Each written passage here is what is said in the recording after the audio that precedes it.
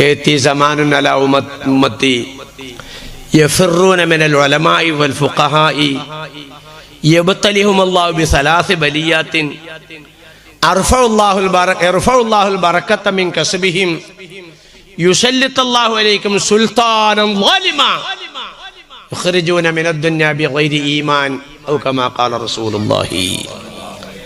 ലോകം അവസാനത്തിലേക്ക് എത്തുമ്പോൾ ഉലമാക്കളെ ബഹിഷ്കരിക്കുന്ന സമൂഹം ഉണ്ടാകും.